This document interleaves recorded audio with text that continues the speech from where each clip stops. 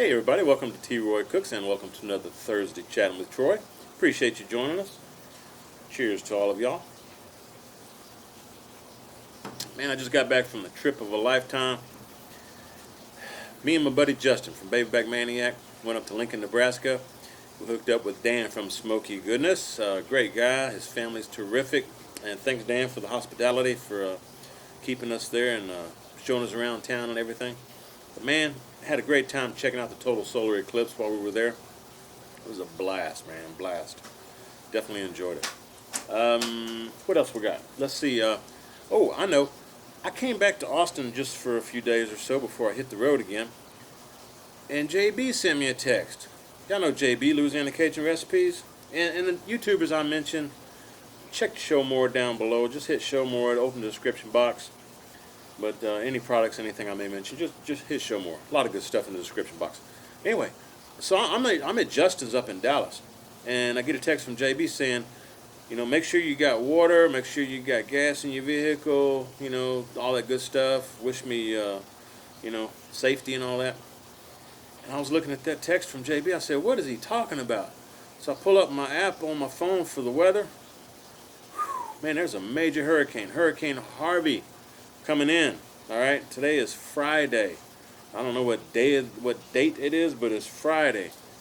Harvey is about 60 miles off the coast of Texas, and it was raining pretty hard here in Austin earlier, but we're starting to get those waves coming through as the circulation from the storm swings way up here. It's not even hitting the actual Texas coast yet. It's still 60 miles out, but we're getting rain, waves of rain here in Austin. So I thought I'd better film this real quick before another wave hits, and then definitely tomorrow. I don't know if it's going to stop raining here for the next 4 or 5 days. I don't know. We're supposed to expect all kind of flooding and stuff.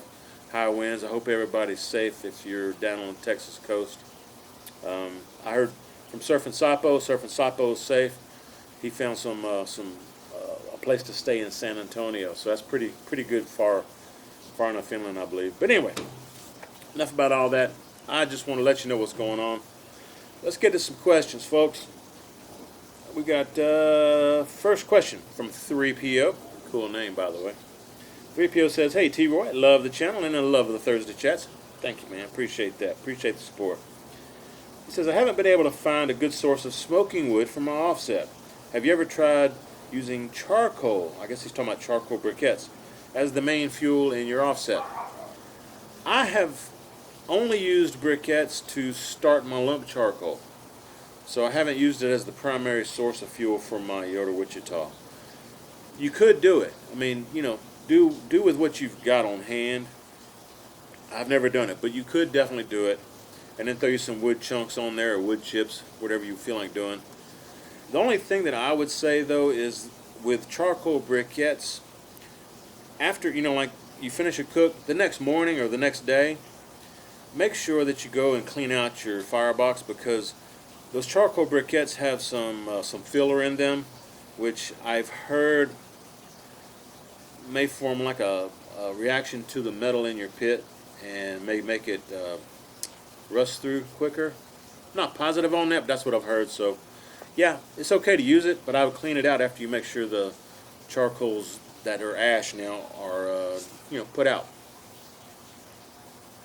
Next question is from Ty Oglesby. He says, I know you've said you're working to perfect the smoke on the Kamado Joe. He says, now I see some questions about the Weber Smoky Mountain that people are asking you. Everyone suggests large chunks of wood that smolder because of the way the fire burns. Have you ever spread chips throughout the entire bed of charcoal? Says the complaint that I hear is that they burn up too fast, but I found on the Big Joe this actually gets me closer to my past stick burners than large chunks of wood do. Lots of tiny wood burning quickly when the heat gets there as blue smoke. He said, I might have missed it, but have you done it this way? And if so, what did you experience? By the way, I cook it 275, he says. I haven't tried using chips, but I can definitely see how that would work. I'm definitely going to try it. I have heard of people using that before, especially on like the Kamado type cookers doing low and slow. And if I'm cooking 275 on my Kamado Joe, I don't have an issue. Everything turns out fine.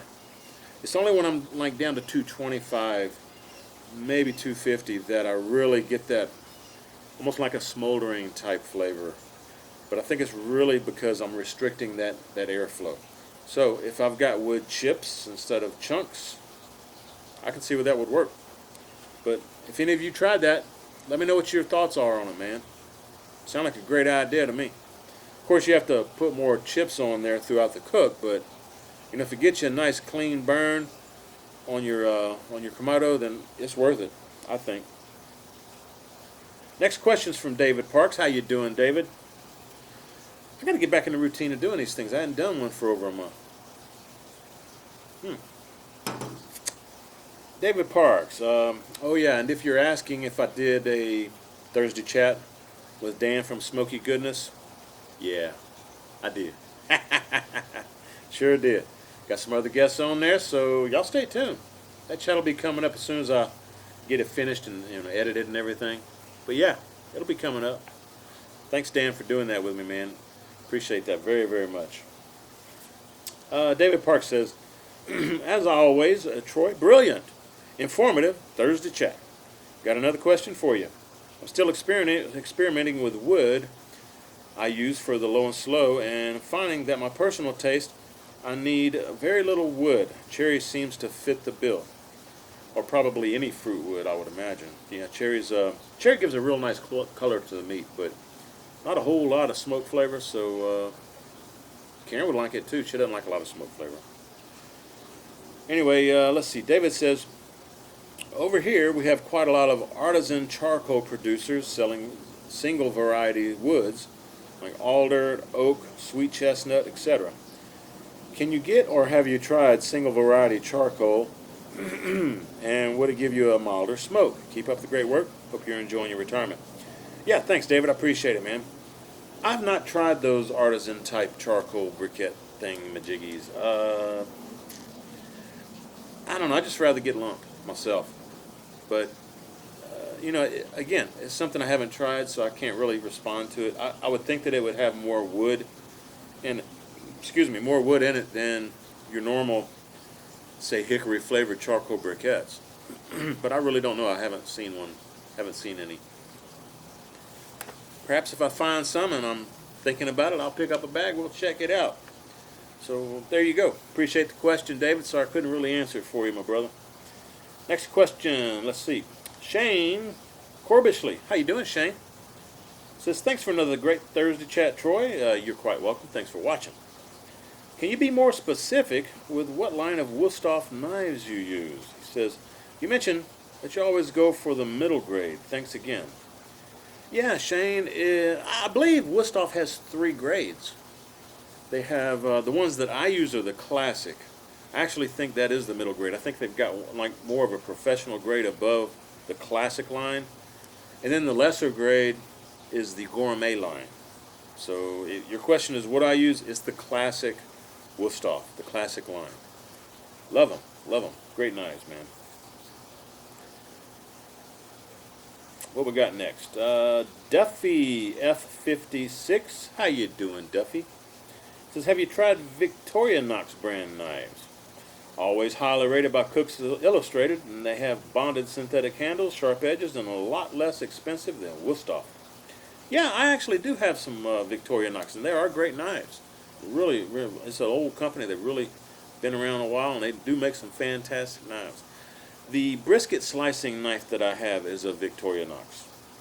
I listed it quite often in my Amazon affiliate links when I'm doing brisket and stuff. I put it in there. But yeah, great knives, man. So if you don't want to pay out the nose to get you some Wusthoffs, try the Victorinox. I know they're available on Amazon, and they're great knives. Really are good. Good stuff, man. Thanks for that feedback. I appreciate that. Next question is from Adam Hodzik. Hey, T-Roy, cheers to you. Cheers, Adam. Appreciate it, man. Adam says, I'm aware of the danger zone, but can you let your meat rest too long? If you go too long, can you affect the tenderness and moistness? He says, the reason I'm asking I usually don't wrap my pork butts until I pull them off the smoker. I'll wrap them and then put them in a cooler and let them rest for a couple hours. But I need to do a smoke during the week, and I'll have enough time to pull it off the smoker before I leave for work, but I won't be able to get it out of the cooler till after work, approximately 8.5 hours in the cooler. Any suggestions or info would be greatly appreciated. Yeah, me and Justin, when we did that 26-pound bone-in brisket, we pulled it off and wrapped it, put it in the cooler, and it stayed in the cooler for 10 to 11 hours. And when we pulled it out, we actually probed it for temp, and the internal temp was still about 145. So I think we were still okay. Now, that's the important thing you're talking about. If you're going to let meat rest, that's fine, depending on the size of the meat. Like for a pork butt, it's usually, 12 pounds or so, 10 pounds. You can probably let that rest a good 6 to 8 hours, I would think, because it's a large hunk of meat. The thing you want to be concerned with, though, is when it starts getting around that 140 Fahrenheit internal temp. Then, the meat's already cooked, so I don't think you have to worry about any bacteria. But if you leave it wrapped, I don't think you have to worry about bacteria and stuff getting on it. But if you just have it unwrapped and you let it sit at about 140 degrees, you may get some airborne bacteria and stuff, or yeast. Stuff that's airborne may hit the meat, and if it's left out too long at room temp, it'll not be good. You may get sick at the stomach or something. But I really don't think you'd have an issue with it. Like I said, we did that brisket 10, 11 hours. It was fantastic, man. It was actually still too hot for me to eat. I can't handle hot stuff anymore, man. Anyway, another story for a different time. Nothing wrong with me. I just don't like eating hot stuff. Like hot soup, let it cool off a little bit before I eat it. Anyway, great question. Appreciate that, man. Next question is from Old Mangus Erdal. Shout out on the hat. Hey, appreciate that, man. Appreciate that. Now, I'm thinking you're probably talking about the Tabasco hat from Avery Island. I'm guessing. Could be a different hat, but I'm guessing. Because that hat was flashy, man. My grandma and Mama Jean got that for me when she went and visited Avery Island. It's a Tabasco hat. It's where they make Tabasco sauce. Anyway, thanks, man. I appreciate that. He says, what happens if you go too low and slow? Of course, you need an above 200 degrees temp on the smoker, but would the brisket be worse off getting to the right temperature at a lower rate in any way? The only thing that I've found cooking at 200 or to 210, something like that, the fat doesn't really render out all that much. But other than that, there's nothing wrong with it. It just takes a little bit longer to cook. So go for it, man. I've done it. It works great. But it doesn't render the fat out all the way. Next question is from Mark Britton. How you doing, Mark?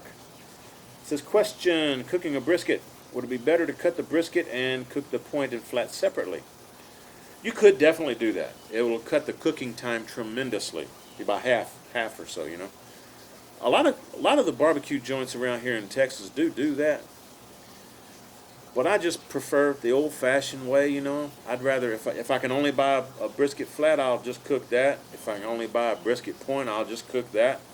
But if I can find a full packer brisket, I'm going to cook that baby whole. You do get more bark if you cut it. And again, you do speed up the cooking, but as far as the rendering out fat and stuff, I don't think it really helps a whole heck of a lot. But do what you got, man. I mean, sometimes you have to cut the brisket in half just because you don't have the room on one grate. So you got to cut that baby down because your pit's too small. So just do with what you got, man. It's fine either way. You know what? Brisket's fine either way. It's all good eating. Appreciate the question, Mark. Next question is from David Johnston. It says, when you smoke fish on the smoker, does it give the smoker a fishy taste the next time you smoke a brisket, or will you be able to taste the fish? Not so much. I mean, brisket is going to take a long time to cook. Now, if you were cooking hot dogs or burgers or some sausage or boudin or something like that, it's a short cook with some chicken, yeah, you probably get a little bit of that fishy flavor in there, but not a whole lot. You know, so I wouldn't worry about a whole lot about it. What I would do though, I would go back, just heat your pit up really, really hot. Let that baby just burn for a good 20, 30 minutes before you put any meat on it after you've cooked some fish. That usually does the trick. Works for me anyway. Great question though. Appreciate that, David. Got bugs on my sheet over here.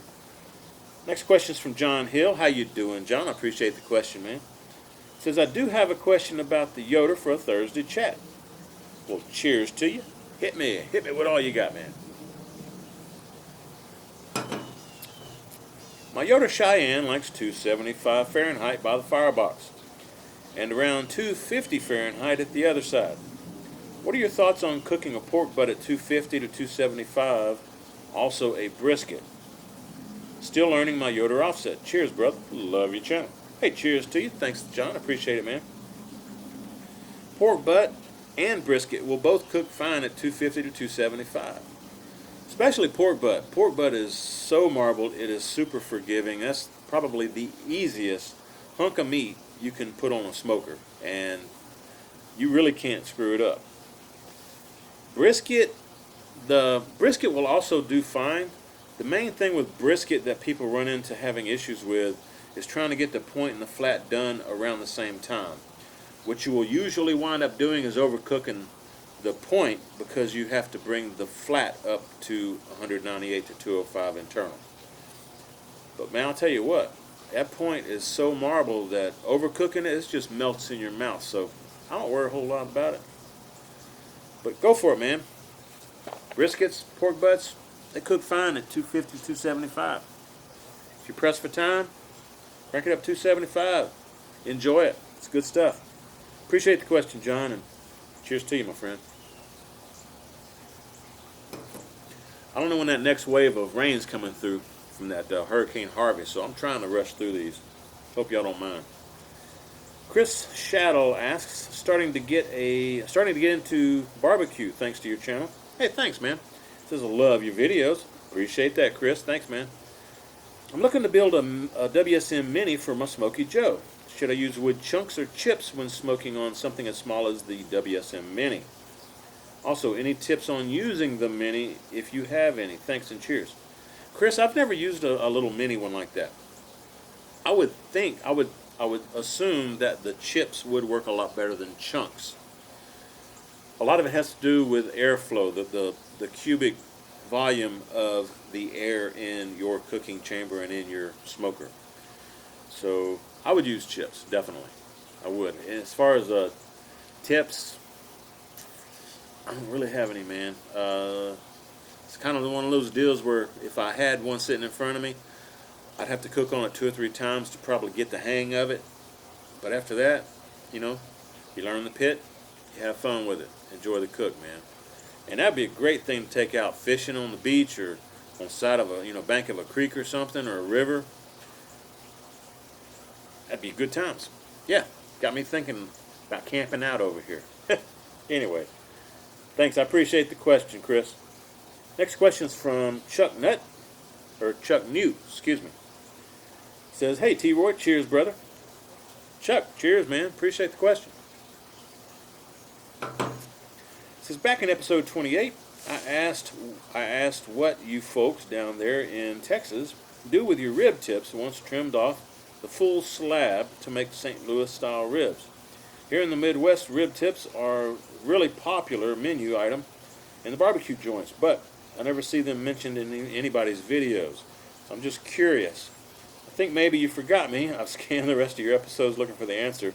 Please alert me if I'm wrong, and I'll go looking again. I'm a pretty faithful watcher, and I look forward to your video every Thursday. Thanks, Chuck. Appreciate that, man. No, I'm about 6 weeks or so behind on answering questions. That's why you haven't seen me do this one. The rib tips here, when we trim off the full spare ribs to make St. Louis cuts, we do cook those. Those are made and eaten by the cook, the pit master. That's why you don't see them too often. It's good eating, man. It's really good stuff. So, short, simple answer, we eat them. but it's the pitmaster that eats them. He doesn't serve them. Next question is from Chris Murray. How you doing, Chris? Appreciate the question. T-Roy, you mentioned wanting to use your pit barrel cooker, Kamado Joe, and WSM without the rotisserie. Would you ever consider doing a taste cook or comparison between the three using, say, ribs to get an idea as to the difference in the cook and taste turnout and which one you like better? He says, I have the 22-inch Weber kettle and the mini WSM that I built, but I've wondered which would be a better next upgrade, the WSM or the pit barrel cooker, since both are similar in price. Cheers, Chris. Oh, excuse me. I'm sorry, man. I don't know which would be the better cooker. I mean, they both have their own style of cooking. I mean, the Weber Smoky Mountain has the water pan. Pit barrel cooker doesn't. With the pit barrel cooker, you get the grease drippings onto the charcoal and vaporizing back into the meat. That's the word I'm looking for, vaporizing, which gives it a really nice flavor. Okay, with the Weber Smoky Mountain, all the drippings go into the water pan, and then that water evaporates. But usually, grease is not going to evaporate, not in water anyway. I guess you could take the water pan out of the Weber Smoky Mountain and use it the same fashion as you would the pit barrel cooker. Now I will say if I'm not mistaken, the pit barrel cooker is similar in size to the 18.5-inch Weber Smoky Mountain, but I think it's a little bit smaller than the Weber Smoky Mountain. But yeah, that's something I can definitely try out. I don't have the smaller. I've got the 22-inch Weber Smoky Mountain, but I can definitely try them out. It wouldn't truly be an honest comparison, though. I can try them out and see what comes out better, though. As far as my taste goes, your taste may be different, though. You know, I don't know, man. Great question. If any of you out there have tried that, let us know how it goes. What your preference was. I'd be curious. I like doing those test cooks like that. That's really cool stuff. Appreciate the question, Chris. Thanks, man. Next question. Let's see.